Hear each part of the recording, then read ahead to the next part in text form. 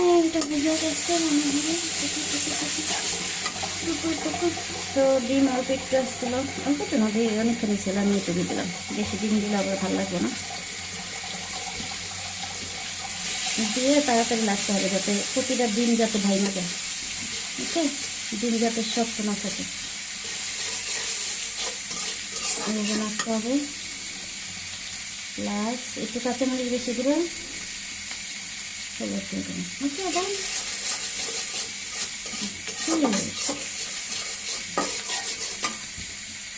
আমরা এই পর্যায়ে এখন দিয়ে দিব বিসমিল্লাহ। এটা আলু দিচ্ছি, অবশ্য আলু না দিলেই ভালো।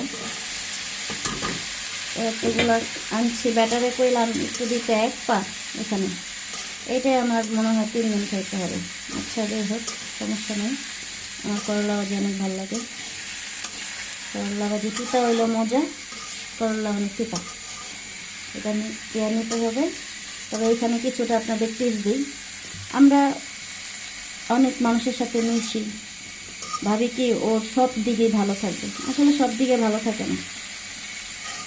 আপনার এটা একজন মানুষের সাথে মিশলে আপনার এই মাথায় এটা রাইখা নিতে হবে যে আসলে সব মানুষের ভিতরে সবসময় ভালো দিক থাকে না, খারাপ দিকও থাকে, এবং আপনি খারাপ দিক মাইনা নিয়ে তার সাথে থাকতে পারবেন কিনা সেটাই হলো ইম্পর্টেন্ট। ওকে, আমরা এখন এটাকে ভাতে দিয়ে দেবো।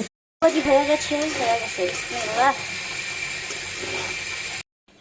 ওকে, এখন করলা ভাজি দেখতেছি।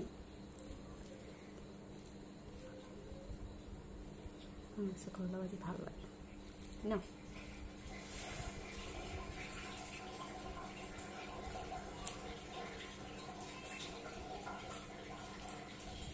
খাবারের সময় যদি এরকম আওয়াজ হয়, এসব বাসায় থাকতে মন চায়, কিছু বলার নেই।